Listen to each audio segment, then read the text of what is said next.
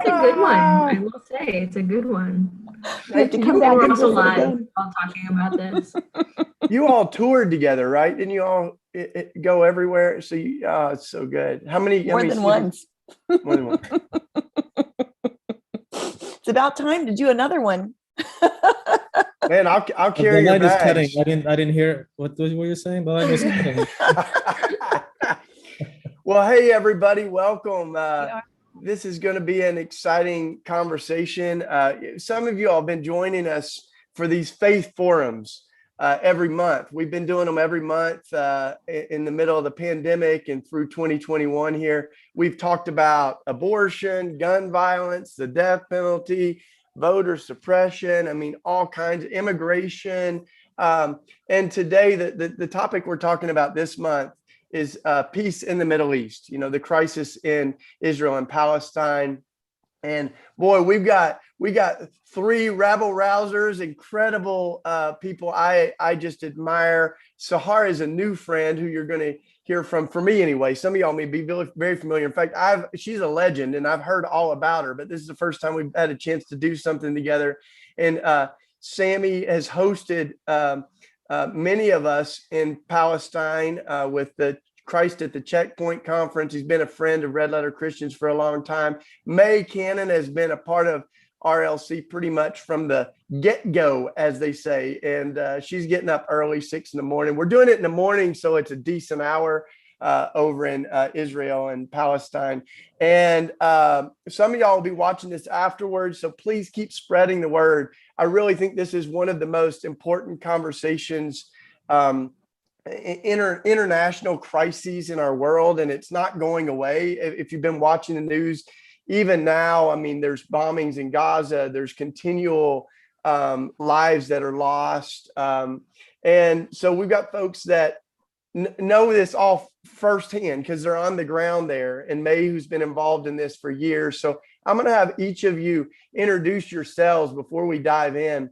May, why don't you go first, because you've written about social justice, you've written about a whole bunch of other issues, but it really seems like, you know, as we've been friends over the last 10 or 15 years, even longer than that, this has become one of the most forefront issues for you. So talk about why this is something you're giving so much energy to, and why other American Christians especially should engage this issue.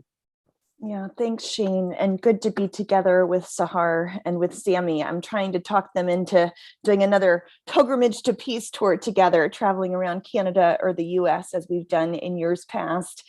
My introduction to this issue is similar to the way many Americans get introduced to this issue. I traveled on a spiritual pilgrimage to the Holy Land, and I went to meet Jesus, and I realized there's a war.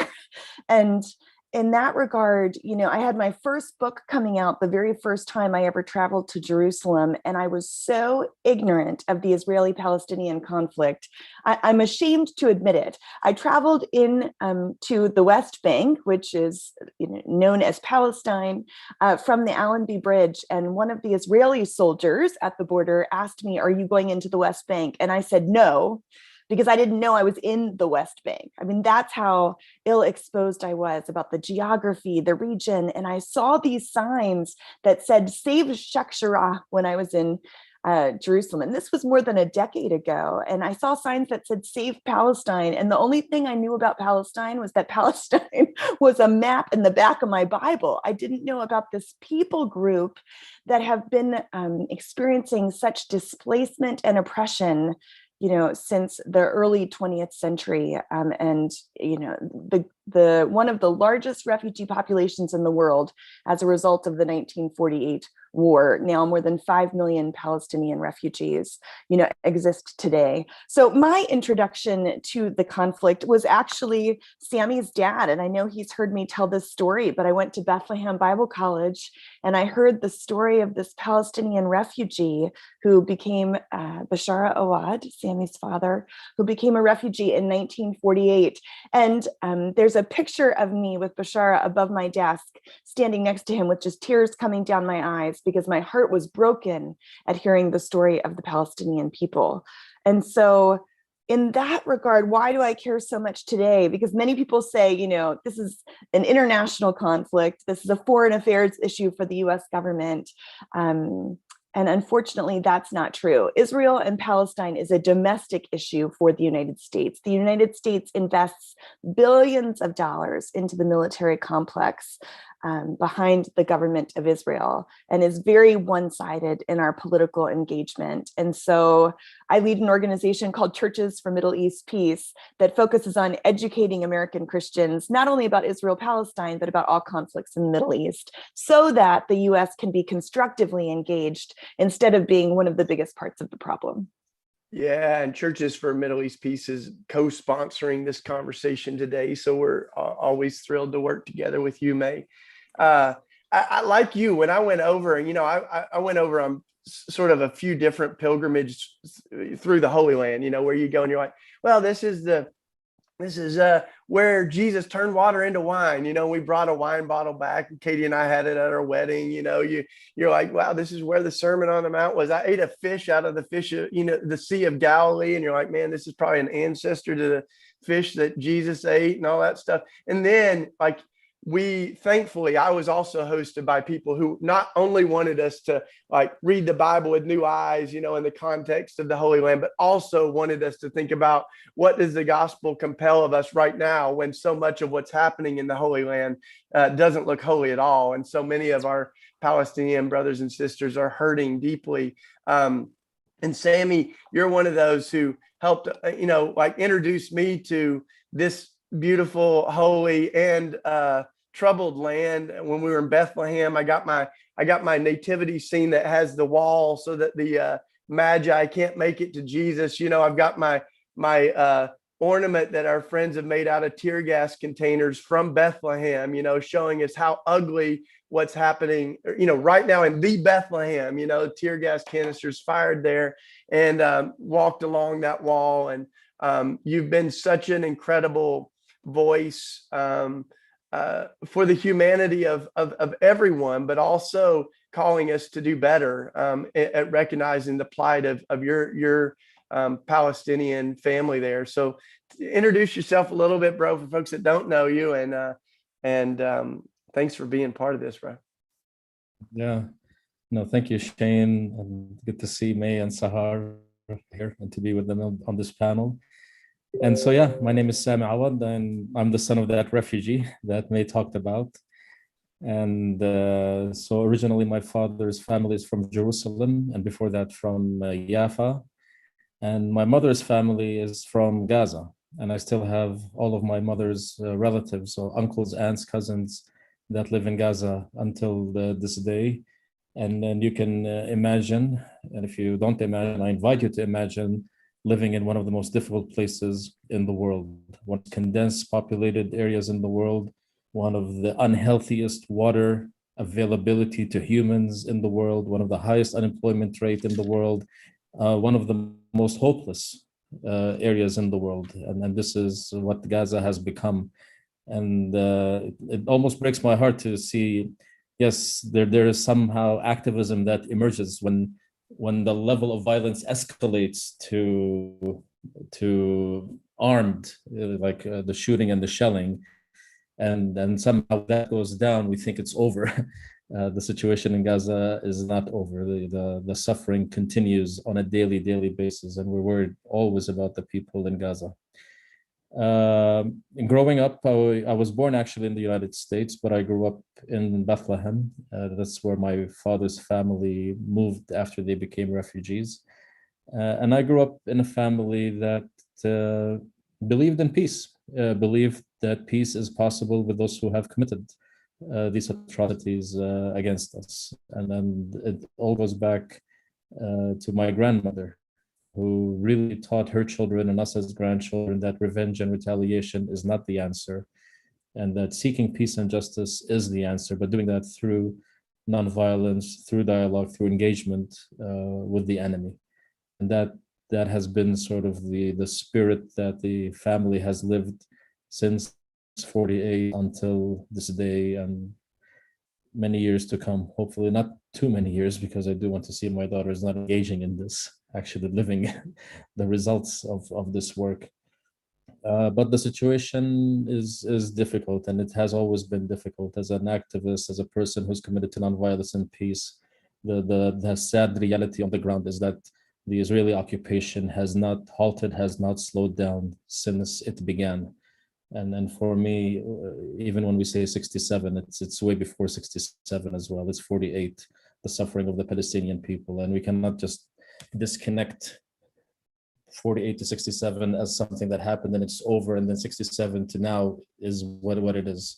And I think the recent example of the mass protests by Palestinians who live inside Israel, 48 Palestinians who hold Israeli citizens, who the world actually believed kind of that lie that Israel is a democracy and the only democracy in the Middle East, and they sold that to the rest of the world, and how the Arabs and the Palestinians that live there are completely part and equal in this democracy. And the protests were a realization that many of us, of course, believe, but the world now can see that, no, this is not a democracy. This is not a pluralistic society and the community and the nation that really not just respects, but gives full opportunity to every citizen living under its citizenship.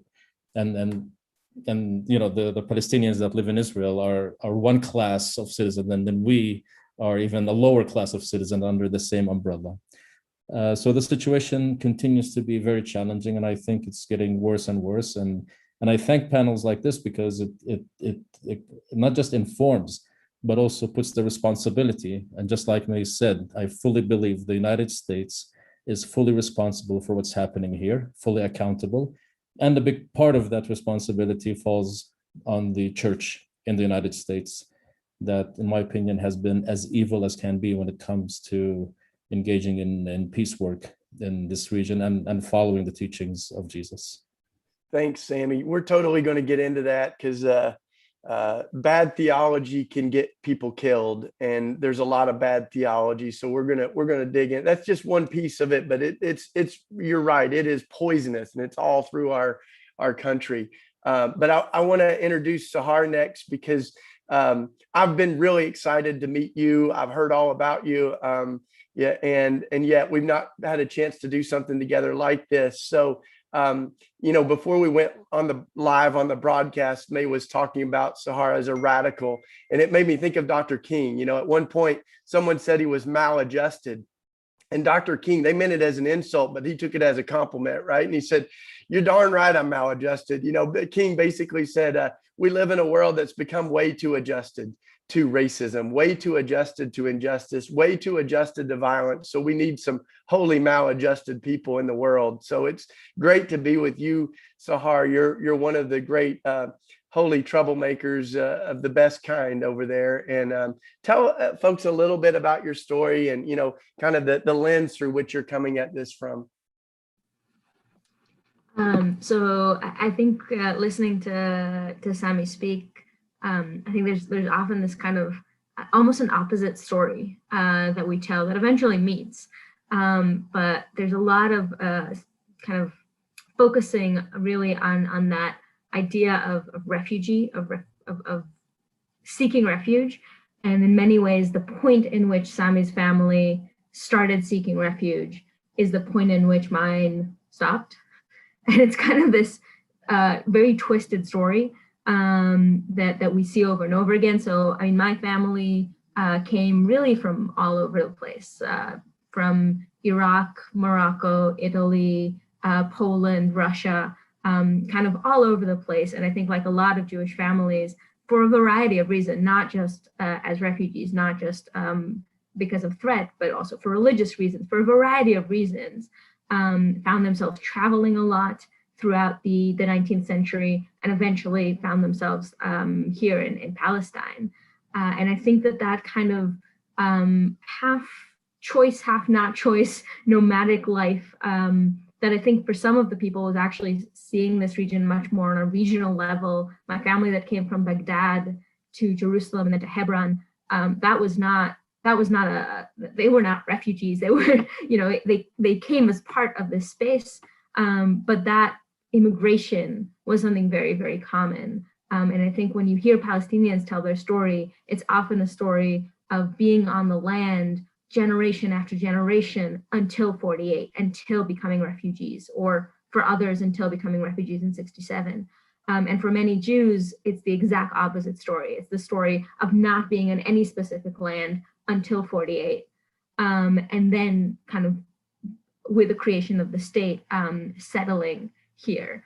And I think that that's exactly when we use the word settling, it has this two meanings, right? We have this sense of settling of like people who in their narrative found a place to be, which I think is, my grandmother's state of mind to this day is finally, as a people, as a family, we found a place we can stay. But that meant settling. That meant settling in the way that we use settlements today, which is I mean, I don't have other words for it, which is a colonial concept of we're settling land that isn't ours originally. And I think that that's kind of a bit of the mess that we're in. We'll probably talk much more about that. But that's just kind of the history that I come from and my family comes from, and how it connects with the history of Sami. But I was lucky enough to kind of step out a bit from that mentality of seeing ourselves as Israelis as victims, which is very much where we come from. And I had an opportunity to step out of that as a teenager just by going to a Palestinian village and seeing that reality didn't fit with that narrative. At the time, they were just building the wall, the separation wall. And while I was told this wall is supposed to protect me, that is what it's being built for, because there were suicide bombings at the time and things of the sort. The reality was that this wall was dividing one Palestinian village from another. This specific village is probably a 10-minute walk from Sami's house. And, it was dividing Sami from this other Palestinian village. And everything you learn about how this is all about security and all about protection to you just doesn't make sense in reality. And I think that's the reality we really need to dive into, like this gap between the narratives that we're told and what the reality on the ground actually looks like. And I hope we'll have a chance to do some of that today. Yeah, great. Yeah, and we're just getting started, y'all. And feel free to put your comments in wherever you're watching from. We're monitoring that. We'll try to get to a few questions, but we're gonna jump right in. Sami, I wanted to come to you first because our the folks listening in, it's kind of tricky because some of them, this is one of the issues at the forefront of their mind. They've read about it, they've thought about it, they've been over there to listen to folks, and there's other people that are really new to this conversation. So give us just a little historic backdrop. I'm thinking, when lots of us have seen some variation of this map, right, of the fluid or changing boundaries of Israel. And there's some debate about this map, but really not a whole lot. I mean, no one really argues with the fact that the land we call Israel, right, has really changed over the years. And this is one of those maps that shows, like you said, referring back to pre-1947 and then, to kind of where we are now. But when people talk about the occupation, right, and this is what we're talking about. And a lot of this is because of theology.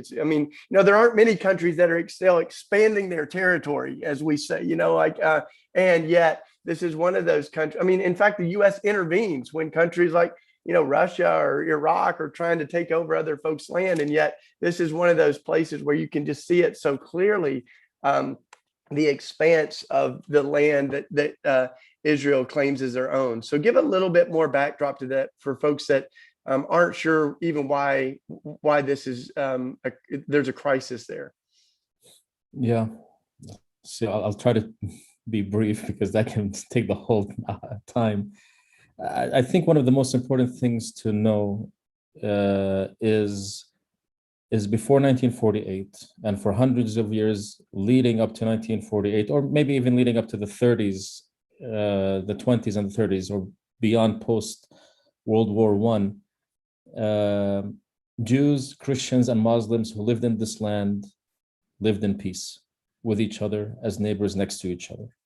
This point somehow is forgotten, is ignored by many people. The Jews who lived here would call themselves Palestinian Jews. I think we were I'm trying to remember if it was with you, May, or not. We were in Nevada or somewhere when a guy came up and walked up and he had his birth certificate. He's an Israeli Jew who had his birth certificate, but because he was born in 1948, the birth certificate said born in Palestine. And so we need to understand that the issue is not a religious issue when it comes to living in this land. There is no denial of Jewish historic roots in this land. It's quite apparent everywhere because the same roots are the same roots for Christians and Muslims in this land. When we say Father Abraham, he's the father of everybody. He was never exclusive to just one sect or one group of people. So the challenge for us is not a religious challenge. It is when ideology took over religion and manipulated religion to achieve ideological and political gains. And this is where I would say that the issue that we suffer from, all of us, is the birth of an ideology called Zionism, which is an ideology that showed an exclusive perk for a group of people that moved into a political agenda where the land became a right of one certain group of people, and those who are not from that group of people were not just denied that right, were suppressed and were forcibly moved out of their homes. And this is what happened in 1948. And so Zionism, for me, is the big challenge and the big issue. And Zionism is what motivated the British government in the Balfour Declaration to promise a land that they did not have to a people that they were not here. And people can read about the Balfour Declaration. There's a lot of information. And Zionism is what motivated many Christians all of a sudden to believe into a myth that the Jews coming to this land is some fulfillment of some biblical prophecy that Christians didn't even acknowledge even existed. So even if you want to talk about Christians and the belief in biblical prophecy, well, any biblical prophecy should actually go back at least 2,000 years, and that Christianity throughout all of these years should be awaiting for, anticipating this biblical prophecy. In church history, there is nothing that Christians around the world actually believe that Jews' return to this land is a fulfillment of prophecy and the ushering of the second coming of Christ. This is modern theology, again, connected with ideology that has taken over. So for me, again, I would say the challenge is in ideologies that show preferential treatment to a group of people politically and religiously. And like you showed in this map, the Palestinian population was squeezed into certain areas more and more. This is land-wise, to the point where we have now the last part of this map, which is these little dots that exist. Now, what happened in 1967 was that Israel took over the whole land. And so when we say, that's why when we say occupation and settlement, it started in 1948. But the international community sort of forced the Palestinians into accepting a compromise called the two-state solution. Israel never annexed the West Bank and Gaza and made them part of the state of Israel during that time. And I sometimes wish they did that, because our conversation would be completely different now. And so a system was created where Israel controlled everything, but there were different rules for those who were not Israeli citizens. So we have the Israeli government controlling everything. And you can imagine this anywhere in the world, nobody will even accept this arrangement. Imagine in the United States, where we say, yes, the United States control everything, but because there is a big majority of Hispanics or Latinos that live in Southern California, for example, we're not going to give them full equal rights as US citizens. We're going to give them some document that just recognizes them because this is how we know each one who they are, but they will not be equal. If Israel wants to take over the whole land, believe me, tomorrow they could do that, and they could all make us Israeli citizens, and we will not have this discussion on occupation or no occupation, or settlements or no settlements. Yeah. So the system of apartheid that was created is what we are living under specifically since 1967 until this moment. And the Palestinians were ready for that compromise, actually, to say, our leadership said, we will take the West Bank and Gaza and the East Jerusalem, which is about 22% of the land, and we will renege any claim of the rest of the land, which became the state of Israel. But even that offer was rejected, and that's why we see the continuation of settlement building, even in the West Bank itself. Thanks, and we'll get back to that. I think the what I've heard a lot of folks say is when you come to the one state and two state, is they're like all of this is the fundamental question is, can Palestinian people expect to be treated as equals, full citizens, with all those same rights? And so there's a lot of things that are changing every moment, right? And May, I want to come to you because I think over the last few years, even the last few weeks, right, we've seen just things are shifting. There's like in the complicity of the United States. Some folks say that this is something that Trump really contributed a lot of good to. Others disagree with that. But I think you've got a really good pulse on where we're at. So talk to us a little bit about where we are right now. Things that are Sure. that are happening in real time. Well, from that very first trip more than 10 years ago, I went and got my PhD about this very issue, the engagement of American Protestants in the Israeli-Palestinian conflict. And the title of it is Mischief Making in Palestine, taken from an article written in the Christian Century. But that's in large part the role that Christians have played. We've caused more trouble than good, as Sami mentioned. I very much agree with him about that. So just picking up in terms of, he was talking about some of the theologies, and he mentioned restorationism, this idea that the Jewish people need to be restored to the historic land of Israel so that Christ would come again. That is a modern theology that happened in the 19th century. But what's really important to understand is that Christian ideologies and theology from that time even on, in large part, has been incredibly anti-Semitic. So at the same time that Christians want Jews to return to their historic homeland, we're saying, I don't want you to be my neighbor because, not me personally, of course, but historically Christians have been so anti-Semitic. So coming out of, World War II and the Holocaust, Christians in large part were some of the leading voices that led to the refugee problem that Sahar was speaking about because of deeply rooted anti-Semitism, which I just think is really important to acknowledge. So fast forwarding to, just last month, there was an escalation in hostilities. And when you listen to the news in some ways in the US context is getting better. But the question to ask yourself always is, what's the starting point that the news is talking about? Because I guarantee there's always things that happen behind the scenes that the news is not telling you. So our news in May was rocket fire from Gaza led to Israel bombing Gaza. There's 2 million Palestinians living in Gaza that are completely closed in a very tiny territory. They are blocked by the sea. There are fences all around the area of Gaza. Palestinians cannot travel in and out. And so our news reported rockets from Gaza into Israel, and then Israel bombed. The result in the May hostilities was more than 200 Palestinian deaths. 60 children in Gaza were killed in 1 week. And then there were more than a dozen deaths in Israel. And what we need to know about these recent escalations is what happened before that.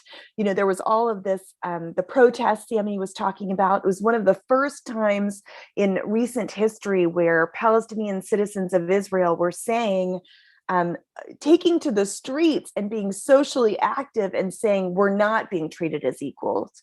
You had a global response to Sheikh Jarrah, which is this neighborhood in Jerusalem, Palestinian families who've lived there since 1967 or before, who are being displaced. And the Israeli courts ruled in favor of the settlers, where settlers have more rights than Palestinians, Palestinian Jerusalemites, for example. And then we heard that even before then, during the most sacred time in Islam, during Ramadan, that there was an Israeli official who was giving a talk at the Western Wall. And so the microphone to the speaker that announces the prayer during the times of prayer that's so sacred on the Temple Mount was turned off so that this Israeli politician, could have this speech and it wouldn't be interrupted by the Muslim call to prayer. So I think some of just questioning the things that we hear in terms of what's the underlying story. It's a really, really critical starting point.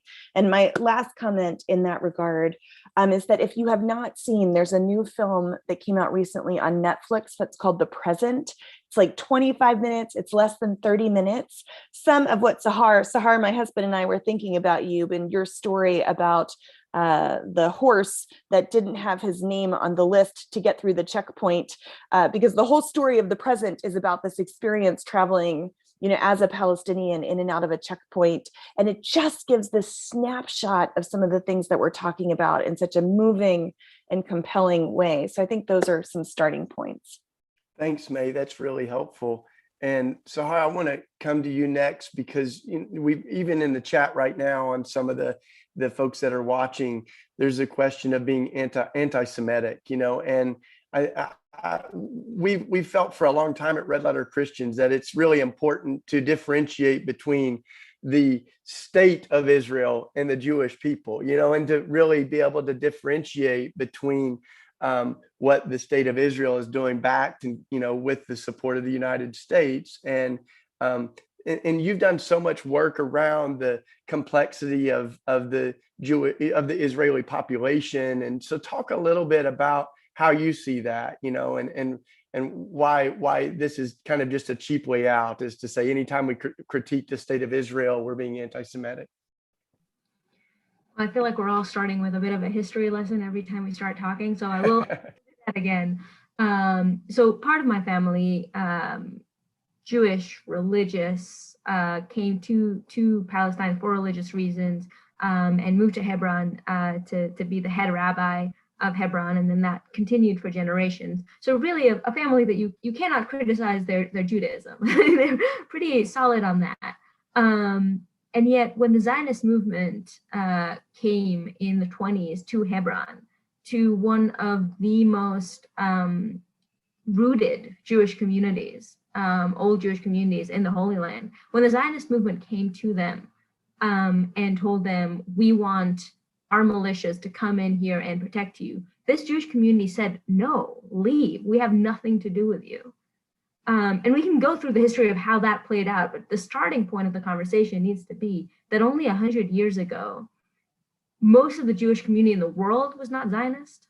Many of it was anti-Zionist, including much of the community here on the ground. And that should just be a starting point of reminding us how these are completely different concepts. I would even go further and say that Zionism is one form of solution to anti-Semitism.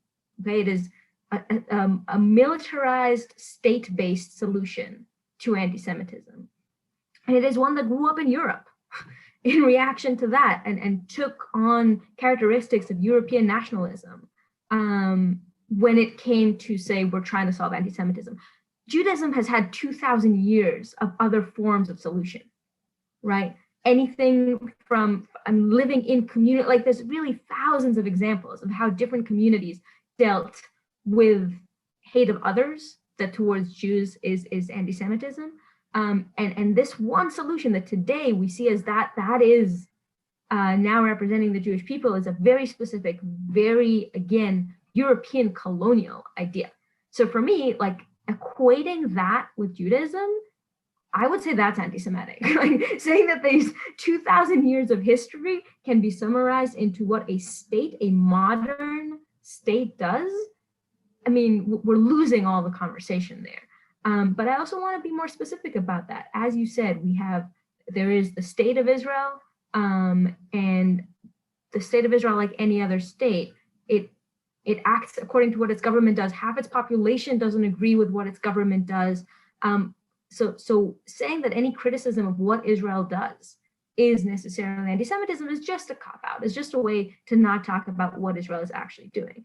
And not less important than that, I want to say that there's actually a lot of extremely anti-Semitic bodies that support what Israel is doing and support the state of Israel.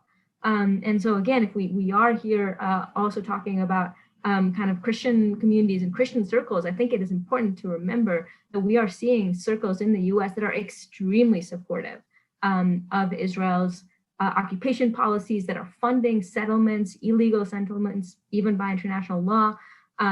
and that are doing that in the name of Christianity with an extremely anti-Semitic ideology behind it that mainly says the reason we are doing this is not to support Jews in any way, shape, or form. The reason we're doing this is for the end of days to come and for those Jews to disappear, right? Which, if you ask me, is a pretty, as a Jew sitting here on the other side of it, that's a pretty anti-Semitic idea. And yet they don't get criticized for anti-Semitism. The state of Israel is happy to cooperate with them. Israeli politicians will shake their hands and bring them over here because it serves their political interests. And so what we should be asking is saying, we're against anti-Semitism because it is a form of racism.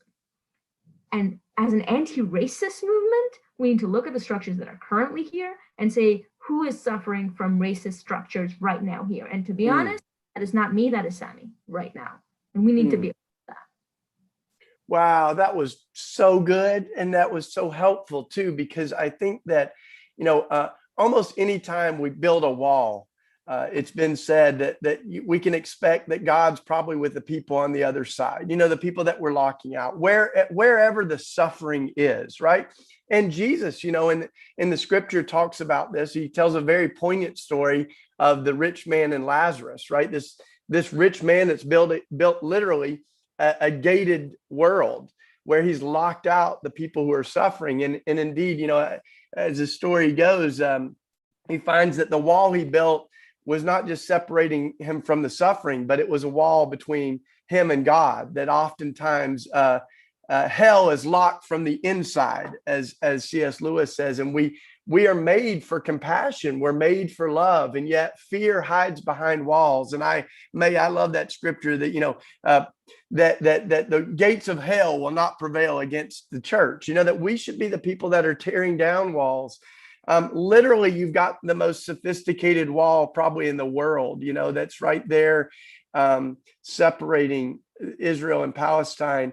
And Sami, I've heard you talk so powerfully about humanizing the people on the other side, because no matter who we are, we can end up talking about this just as an issue or debating theology and not recognizing that whoever's on the other side of this wall is also a child of God, made in the image of God. And if all of us were able to see that, it seems like it would shift the conversation a little. So you've worked really hard at that. I'm sure there's days when you've woke up and not felt like that kind of love and compassion. But start us out with that, and then I'll invite May or Sahar, if you want to share about that hard soul work of humanizing the other. We'll do that. Yeah, well, I want to start by inviting you, Shane, and others to use a different language, because this wall is not just separating Israel and Palestine. There is no Palestine that is recognized to be separated from. There is no independent Palestine. Yeah, there is land that is fully under Israeli control.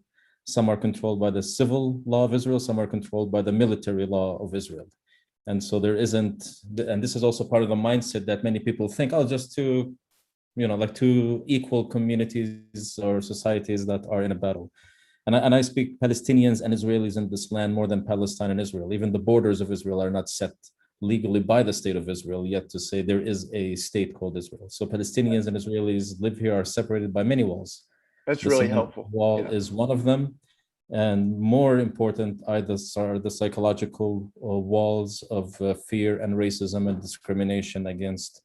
I don't know if any of you heard even the chants that were talked and chanted just a few days ago in the what's called the Flag March in Jerusalem. The absolute racist, fascist statements that were said by these mostly young Jewish boys and men. Who are born into hatred and resentment and fearing everyone else.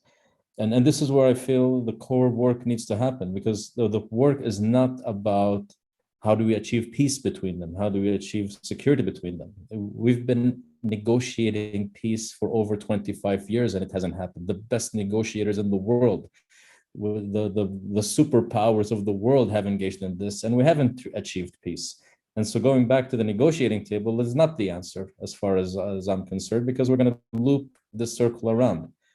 Statistically, in the last 25 years, there has been 20 times when an official new negotiation began. and every time it fails. And so we need to begin to ask, what are the deeper roots of the situation that we are living in? This is not just a political conflict. We have to address what I believe is very, very important, the historic collective traumas that we have all inherited who live here. And these collective traumas are the stories that were told to us by our ancestors, by our parents, by our grandparents. If it's a story of this is your land, this is to live here and nobody else should be here, or the story that look what happened to us as Jews for 2,000 years. We've been discriminated, we've been marginalized, we've been beaten up against, and now we need to create a place to protect ourselves, and we cannot trust anybody ever again. This story I heard Israeli Jewish teachers tell Israeli Jewish kids in Auschwitz that one day, if they have an opportunity, the Palestinians will do to you what the Nazis did to your ancestors. This is what we need to address. And this fear and the manipulation and the abuse of maybe legitimate fears that exist. I'm not denying those things, but there is these ideologies that abuse and manipulate these fears are leading to what we are facing today, the racism, the discrimination, the fascism, the apartheid systems that we live under. And at the end of the day, this is going to be as destructive to Judaism as it is to Palestinianism or the fascism. Like if Jews actually believe that this system ultimately is good for them, they really need to wake up. This is not going to be good for the Jewish people in the long term. It is a system that will eat itself apart. And so, yes, understanding and having compassion to the other side is key, is important. For me to understand this narrative in the Jewish people and to understand that, yes, there has been a history that has been abusive of the Jews and no denying of that, but doesn't negate my right to demand my justice and my equal rights in this land, but to actually engage from this place, not of hatred of the other, not of fear of the other, but a real expression of love, that human love that we have for each other, that we are all here on this planet. And one day our survival is gonna mean we're gonna need to work together on this planet as well. And so, yeah, the healing of the collective trauma, I think, is at the core of any peacemaking. The reason even why many people talk about a two-state solution is coming actually from that trauma. This, for me, to be honest, any person that talks about the two-state solution is not a peace activist. I'll put that very clearly. If you're talking about a two-state solution here as the solution, as a peace solution, you're not a peace activist. Peace means bringing people together.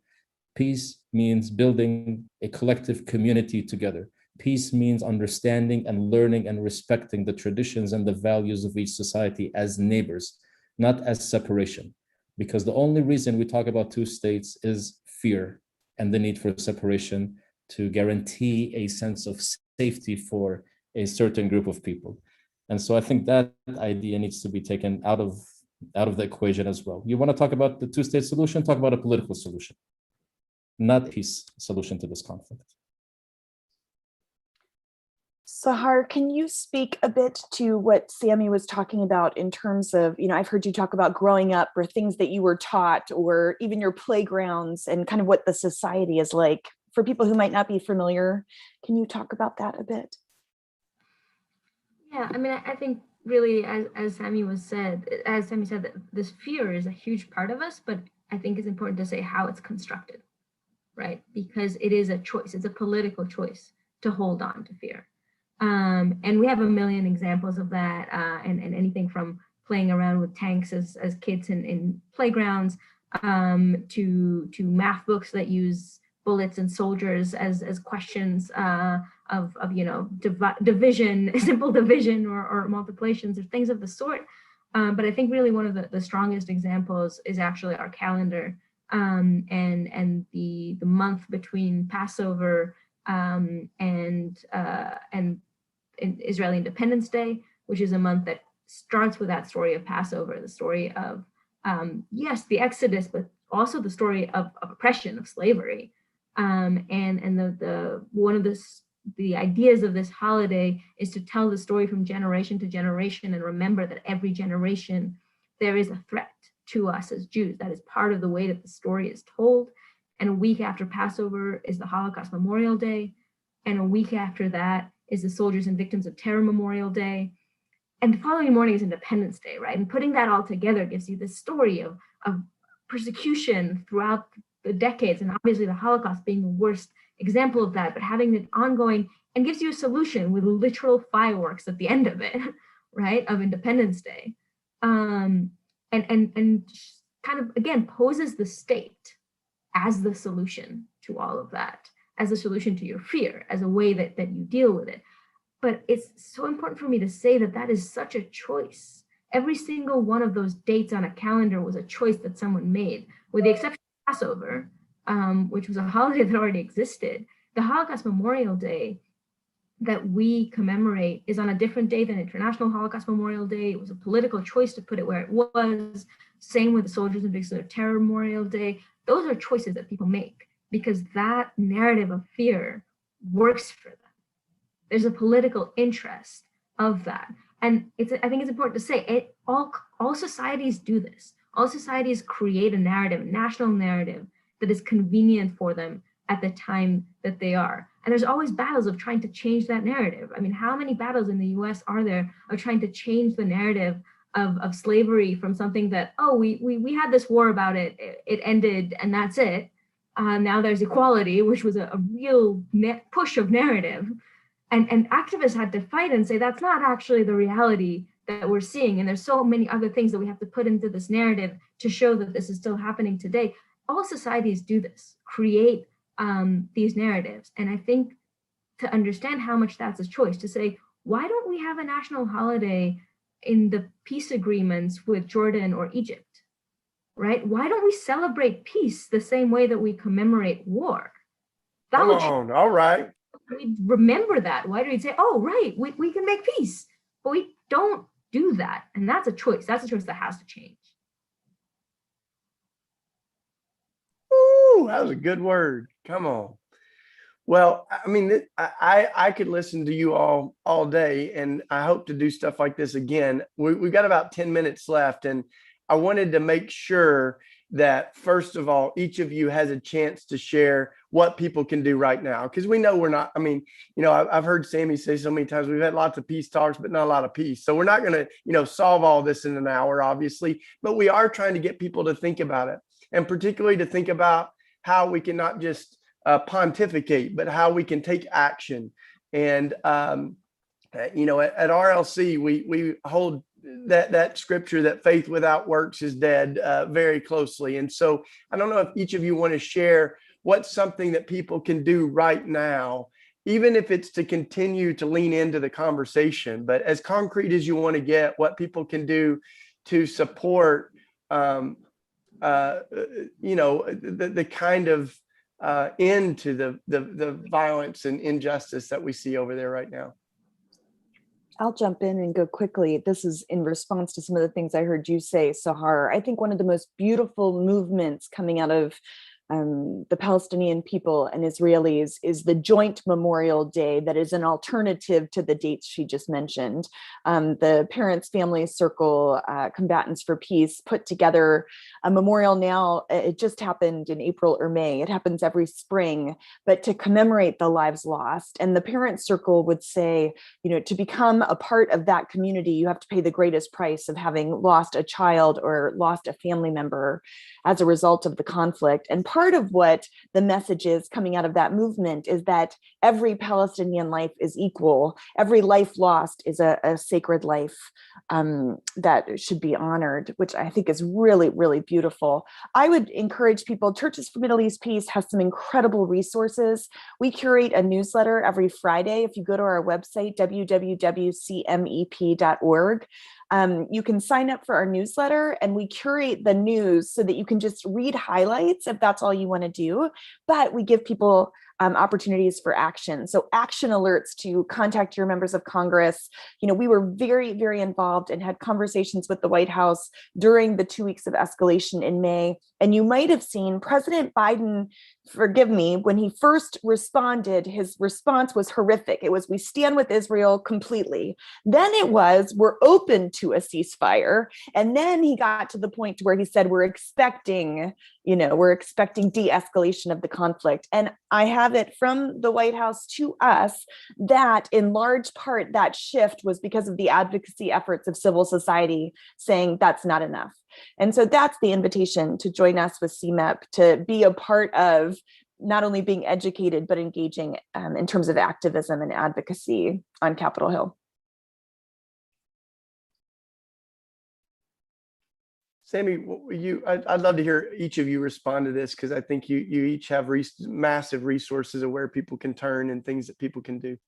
Yeah, I mean, I'll add to where May stopped, and I would say what is happening now in the United States is a shift. There is more awareness, more understanding, even if it's little, more than any time before. And we saw this clearly, just what happened in the last month, and the response by many Americans.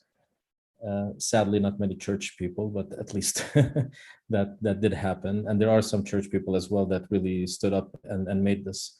And I think that needs to continue. The momentum needs to continue. And to understand that the more we engage in this work, the more persecution we will face. And then this is also very much connected to Christianity. Blessed are the peacemakers, they will be persecuted. And this is the test of being a peacemaker, persecution. If you're not persecuted, if your neighbors don't like you, that means you're not a good peacemaker. And so to really engage in justice work and peace work and equality work in this land, and again, not advocating for the political solution. We will figure out the political solution here. But there is racism and discrimination that is happening, and the world cannot remain silent about it, because that will ultimately lead to genocide. And then I don't want to hear the, ooh, whoops, we didn't know statement come out, especially of the churches. And so for me, it is full-on engagement, not just in times of escalation, not just in times of high intensity, but continuous engagement is very important. And a thing that I would also urge to do in the United States is to actually begin to boycott. And I don't say boycott Israel, I say boycott the churches and expose the churches that follow the Zionist, I would call it evil agenda as well. People need to stop going to these churches. People need to stop following these pastors. People need to expose them for the evilness that they are. So picketing outside of churches that are promoting theology of Christian Zionism is important. People need to understand that this is not, people need to know that it's not easy for them just to go into these churches, that there are people that are standing really, really strong. And I know this is part of what you do as well, both of you, but to really make it clear that we don't affiliate. Just because they label themselves as Christian doesn't mean, oh, they're my brothers and sisters. No, they really are not. And we need to really end these theologies that are really, really evil and destructive. And I think not just for the sake of what's happening in this land, but for the sake of what's happening in the US itself. And we saw when these theologies were given the platform by the Trump administration, we saw the violence that you witnessed in the United States. So these things should be stopped. This is not freedom of speech. This is racism and fascism that is growing, that needs to be stopped by Christians in the United States. Thanks, Sami. Sahar? I'll just add to that very shortly, because I think that really is the gist of it. But just to say that I think there's a tendency, especially when you're kind of new to a subject or stuff like that, being like, I don't know enough about this. It's not my place to get into. So obviously we can continue to educate ourselves and learn more. And there's so many resources out there to do that. But I also want to say that, like, for me right now, I don't know a lot about what's happening in the military coup in Myanmar, because I haven't taken the time to really learn that in depth. But I do know that there are Israeli military vehicles that are part of that oppression. And so that part of it, I feel like I should have an opinion on now, because that's my responsibility as an Israeli. And I feel like for Americans, that's part of the thing. Educate yourself, learn more about what the situation is so you can have an opinion. But first thing, find out how your government, how your taxes, how your churches and communities are actively involved in oppression, and stop that. And you don't need to learn much in depth to say, oh, this is something that I'm not willing to support. So I really think that that's a really important first step is just say, I'm not going to cooperate with that. And then maybe I'll go educate myself and see what my opinions beyond that are as well. Thanks. It's great. And we started a few minutes early. And so I want to, we can go a few minutes over here. And folks, as you, we're reading all your comments. Thanks for all the feedback. This is a great conversation that we don't want to see like end. This is a ... We want to keep this conversation going. But when I'm a part of these sort of, we haven't called these panels. We've just called them conversation partners, like not panelists, but friends. And I hate when we get cut short though, and there's something that you feel like, oh, I kind of wanted to say this. So I like at the end of these faith forums to give every, person that shared a chance to share a final thought, something that's lingering, and it can be connected or disconnected to things that we've said. We haven't been able to touch on everything. I think that the theology is major. When we met with folks in these settlements, Sami, I remember, asking, how do we justify this, what seems to be overt injustice? And over it was, well, if you've got a problem, it's with God. Like God gave us this land. And so some of this theology we've got to confront. We're really committed to that. But May, why don't you start us, and we'll do one last little round robin of any other pieces of this puzzle that we need to pay attention to, or even places that you see hope, where we've seen the possibility of change happen, the seeds of that hope. One of the theologies that we often hear is that this conflict was ordained by God because the children of Abraham have been in conflict for thousands of years. The Jews as the descendants of Isaac, the Muslims as the descendants of Ishmael. And when we look at the scriptures, I think one of the things that gives me hope is when Hagar was ousted and put into the wilderness, she cried out to God, and God did not ignore her cry.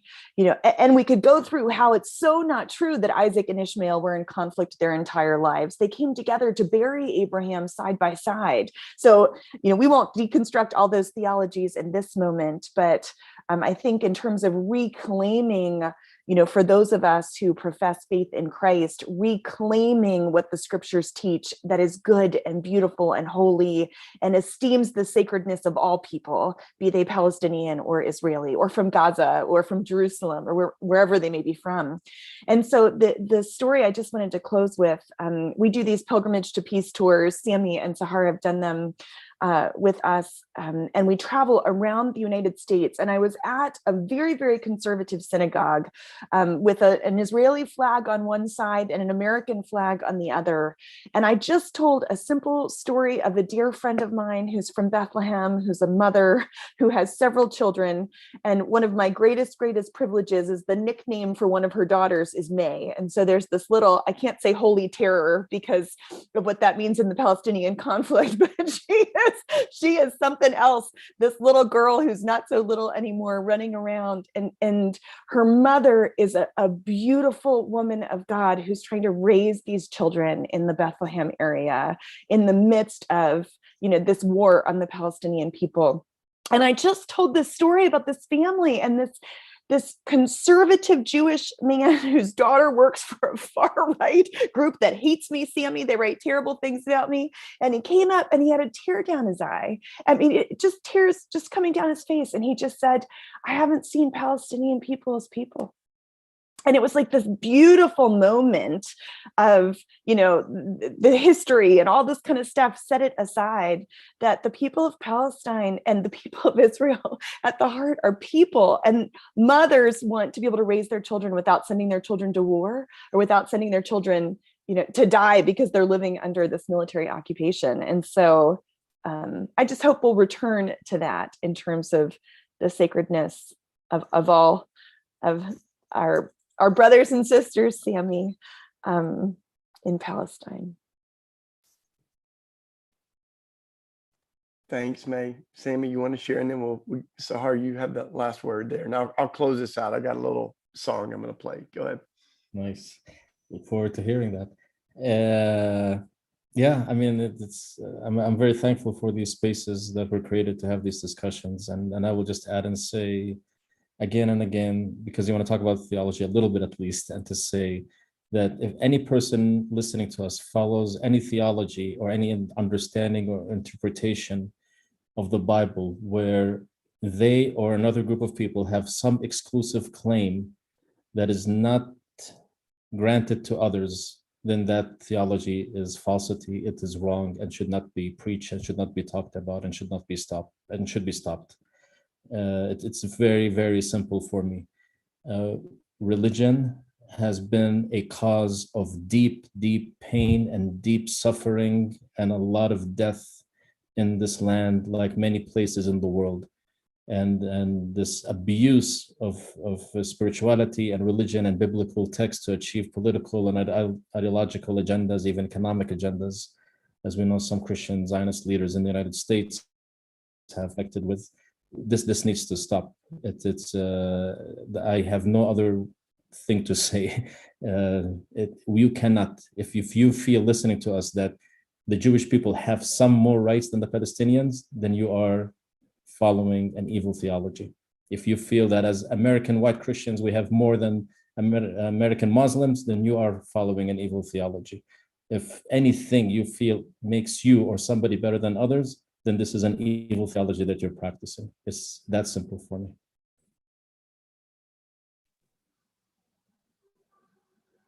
Sahar, go ahead. I'm not like, unlike Man and Sami, I think I come much less from a faith background, and from a spiritual background. And I think I actually, one of the things that I've really noticed lately, I've spent the last few months kind of in and out of Palestinian villages and seeing day after day how Israeli right-wing settlers that for themselves are very religious and come from a place of faith, how they, like, I've literally seen them beat up old people. I've seen them burn down fields. I've seen them, I mean, throwing stones at herds. I've seen them time and time use more and more violence that I really cannot explain in the name of what they see as Jewish supremacy, in the name of Jewish supremacy, as if that is a religious thing. And 2 weeks ago was my cousin's bar mitzvah, and we're sitting there in synagogue reading the text, and I found myself just angry at scripture all the time. Anytime that scripture said anything about the people of Israel and kind of separating them from other groups, I just got mad at it, because what I've seen that translate into. I've seen that translate into Jewish supremacy, into violence, into the same things that you see in the US with white supremacy. And I just got mad at scripture. And I think that, again, as someone who comes from the secular world, speaking to people of faith, I feel like right now there's this moment in which either you let those people represent faith, or you grab it back and show in action, not just in words, that that's not what it is. Ooh, thank you. I think all of you have been singing this beautiful harmony. And one of the things I've heard each of you say is, in different words, is if your theology gets in the way of love, then choose love, right? Like if our theology at the end of the day, you know, Jesus says over and over, all the law is summed up into this: love. So if our theology, if our religion doesn't make us more loving, then we need to question that theology. I think particularly for those of us that are Christians, if it doesn't look like Jesus, it doesn't sound like Jesus, then it's maybe a counterfeit version of Christianity. And there's sure lots of those that are out there. Jesus's harshest words were for the religious elite.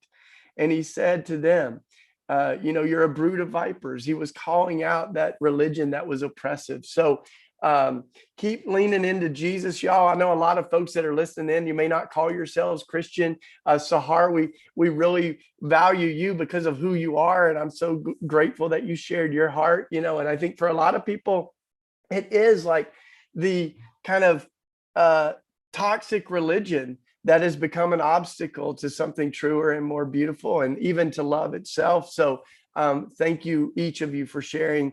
And y'all keep following each of these folks. They're on social medias and all that, got their platforms and stuff. But more than anything, we're all friends trying to figure this out. And that's what we say Red Letter Christians is. We say we're a web of subversive friends that are, trying to do this holy work together, that are trying to not just see our faith as a ticket into heaven, but something that actually impacts this world, as Jesus said that we're to seek the kingdom on earth as it is in heaven. So we're not just waiting to die, y'all. And that's why we're having these conversations. So let's keep thinking about the what's happening among Israelis and Palestinians. Sami, see, I heard you. I'm going to change my language because I think that's true, that we've had this kind of false equivalency, right? That these are just two nations at war or something, right? That's not what it is. We've got brothers and sisters that are in this holy space for so many of us, no matter what our religion is. And you go over there and you see how haunting what's happening is. So thanks for making it real. There's a few things. We're going to close in just a second, but I want to say thank you to each of these folks. And we're trying to do these for free, these faith forums, right? So, but we are giving a gift to each of the folks that have contributed. So if you have a chance, go to redletterchristians.org and give a little donation. We're going to keep doing as much as we can for free because we never want finances to be a barrier to being able to be a part of conversations like this. But we do like to show some love to the people who help shape these conversations. So give a little donation if you can. We got a few things on the horizon. We've been doing a book club each month. So this month we're doing Reparations, a Christian call for repentance and repair. So I just finished this book yesterday. The two authors, Duke Kwan and Gregory Thompson, are going to be with me on Saturday to talk about reparations, especially in terms of race in America. So that's going to be on Saturday night at 7. And we're going to do a different book each month. So we're doing a different one of these faith forums each month. Next month is going to be on policing and police violence. We've got someone that's a police abolitionist, defund the police, and we've got someone that's a police reformist. And actually, both of them are former police officers. Another friend that has worked on the ground to try to de-escalate the violence of police in our communities. So it's going to be a powerful conversation. We're locking down the date on that. We don't have it yet. So just know that that's coming. And I think that's it. I want to close this with this song that I might have played this for you all when we were at Christ at the Checkpoint, Sami. But when I was in Iraq, during the bombing and war, just spending time in the hospitals, spending time with Iraqi people as the U.S., and the coalition was dropping bombs on Baghdad. I remember someone saying to us, what's happening in Iraq is a symptom of something much bigger. And they said, what's happening among Israelis and Palestinians is really the eye of the storm, and the hostilities that ripple all around the world in places like Iraq are deeply rooted in what's happening in Israel and Palestine. And I remember hearing that, in the middle of this, another war between the US and Iraq. And so the kind of tentacles of what's happening and what we're talking about today are, they're all out there. There's economic, things that we've talked about. There's ways that the U.S. is deeply complicit in funding the injustice. So let's keep thinking about that. But then my friend heard these Iraqi kids singing "We Shall Overcome" in Arabic. And he grabbed a little recorder.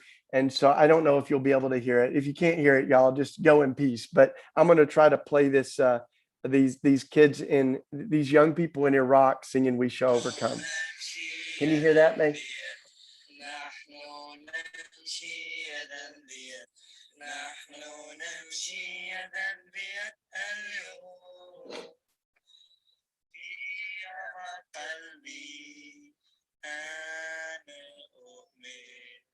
نحن نمشي يدا بيد اليوم نحن لسنا خائفين نحن لسنا خائفين نحن لسنا خائفين اليوم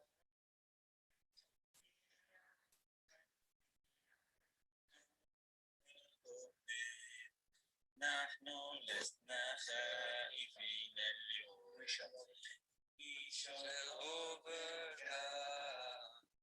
We shall We shall overcome.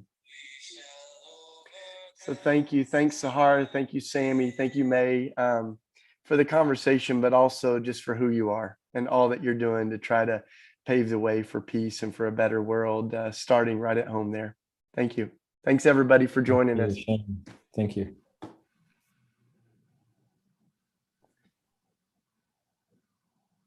I'm going to stop the recording in the live stream here. And then, well, I think we're going to keep live streaming. So I'm just going to say, because I think Brittany's off, but love you each. Thank you so much. Let's keep looking for ways we can team up and keep in touch. Sahar, I'm so glad to know of you and your work. And Sami, it's always great to see you, buddy. So let us know any way that we can be supportive, and love you each. Thank you. Thank you for organizing this. Katie's saying hi over. Awesome. Sami's saying hey here. I think we're still live streaming. I can't get us off. So bye, y'all. Okay.